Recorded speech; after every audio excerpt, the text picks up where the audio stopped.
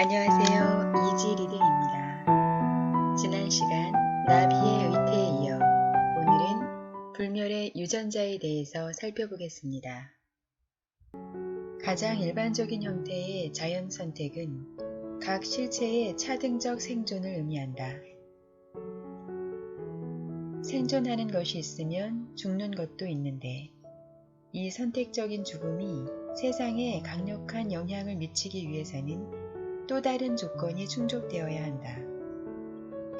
그 조건이란 각 실체가 수많은 사본의 형태로 존재해야 하며 적어도 그 실체의 일부는 진화의 시간 중 상당 기간 동안 사본의 형태로 생존할 수 있어야만 한다는 것이다. 작은 유전 단위는 이 조건을 충족시키지만 개체, 집단, 그리고 종은 그렇지 않다. 유전 단위를 실제로 더 이상 나눌 수 없고 독립적인 입자로 다룰 수 있음을 입증한 것은 그레고르 멘델의 위대한 업적이다. 오늘날 우리는 이것이 약간은 지나치게 단순화된 견해라는 것을 알고 있다. 왜냐하면 시스트론까지도 때로는 쪼개지는 경우가 있고 동일 염색체상에 위치한 두 개의 유전자는 완전히 독립적인 존재가 아니기 때문이다. 나는 더 이상 나눌 수 없는 입자라는 이상적인 속성에 근접한 단위로서 유전자를 정의하였다. 유전자는 더 이상 나눌 수 없는 존재는 아니지만 좀처럼 쪼개지지 않는다. 유전자는 어떤 개체의 체내에 확실히 존재하거나 아니면 전혀 존재하지 않는다.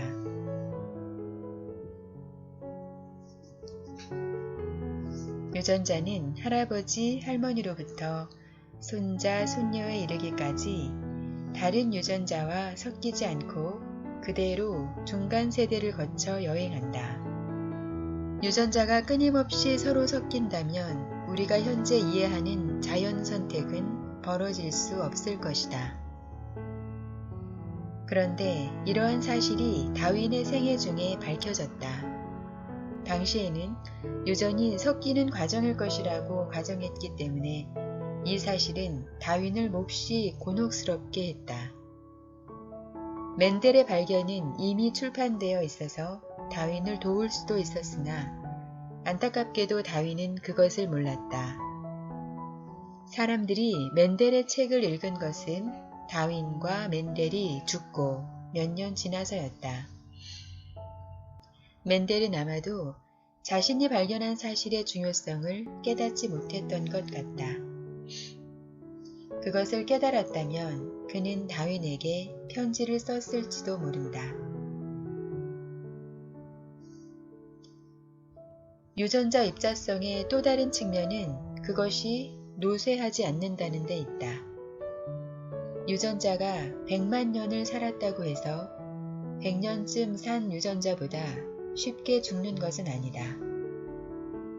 유전자는 자기 마음대로 몸을 조작하며 죽을 운명인 몸이 노쇠하거나 죽기 전에 그 몸을 버리면서 세대를 거쳐 몸에서 몸으로 옮겨간다.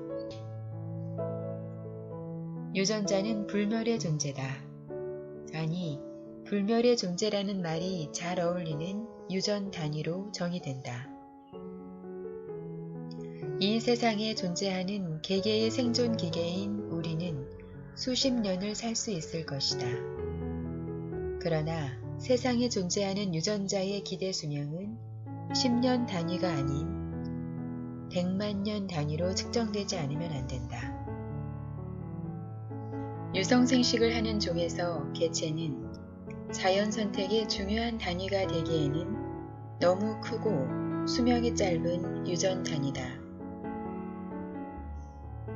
나아가 개체의 집단은 한층 더 큰 단위다. 유전적으로 말하면 개체와 집단은 하늘의 구름이나 사막의 모래바람 같은 것이다. 그들은 일시적인 집합 내지는 연합이다. 진화적 시각에서 보면 그들은 불안정하기 이를 데 없다. 개체군은 장기간 지속될 수 있다지만 다른 개체군과 끊임없이 섞이면서 정체성을 잃는다.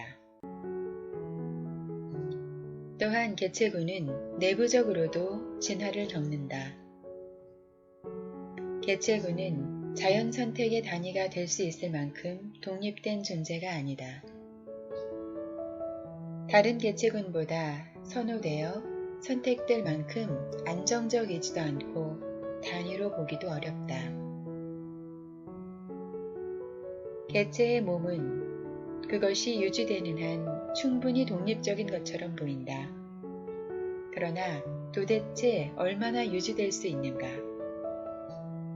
개체들은 서로 다르다. 각 실체의 사본이 한 개밖에 없을 때에는 그들 실체 간의 선택을 통해 진화가 나타날 수 없다. 유성생식은 자기 복제가 아니다.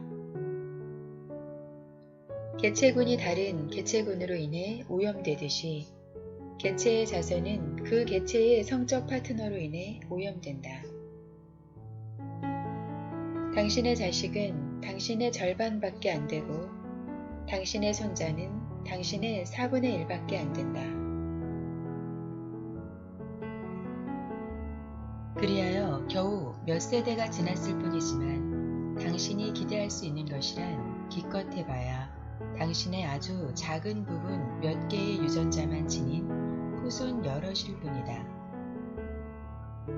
비록 몇몇 자손은 당신의 성까지 물려받았더라도 말이다.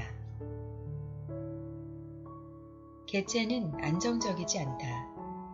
정처 없이 떠도는 존재다. 염색체 또한 트럼프 카드의 패처럼 섞이고 사라진다. 그러나 섞인 카드 자체는 살아남는다. 바로 이 카드가 유전자다. 유전자는 교차에 의해서 파괴되지 않고 단지 파트너를 바꾸어 행진을 계속할 따름이다. 물론 유전자들은 계속 행진한다. 그것이 그들의 임무다. 유전자들은 자기 복제자이고 우리는 그들의 생존 기계다. 우리의 임무를 다하면 우리는 폐기된다. 그러나 유전자는 지질학적 시간을 살아가는 존재이며 영원하다. 유전자는 다이아몬드처럼 영원하지만 다이아몬드와 다른 면이 있다. 다이아몬드의 결정은 원자들의 일정한 배열 패턴으로 그 존재가 지속된다. DNA 분자는 그와 같은 영구성은 가지고 있지 않다. 물리적 DNA 분자는 어느 것이든 그 생명이 매우 짧다. 분명히 한 세계보다는 짧다. 아마도 수개월 정도가 될 것이다. 그러나 이론적으로 DNA 분자는 그 사본 형태로 1억 년 동안 살아남을 수 있다. 더욱이 원시수프 속의 고대 자기 복제자와 똑같이 특정 유전자의 사본이 온 세상에 퍼질 수도 있다. 단지 다른 점이 있다면 오늘날의 복제자들은 모두 생존 기계인 몸속에 온전히 들어앉아 있다는 사실이다. 여기에서 내가 강조하고자 하는 것은 유전자를 정의하는 속성은 유전자가 사본 형태로 거의 불멸이라는 것이다. 유전자를 하나의 시스트론으로 정의하는 것은 어떤 목적에서는 적절할지 모르나 진화를 논하려면 그것을 확대할 필요가 있다. 얼마나 확대하느냐는 우리가 왜 정의를 내리려고 하느냐에 따라 결정된다.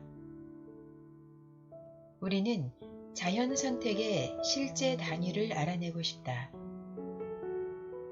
그러기 위해서는 자연 선택에 성공하는 단위가 가져야 할 특성을 먼저 파악해야 한다. 앞장에서 썼던 용어로 말하면 그 특성은 장수, 타산, 복제의 정확성이다. 그러므로 유전자를 간단히 이와 같은 특성을 갖는 가장 큰 실체라고 정의하자.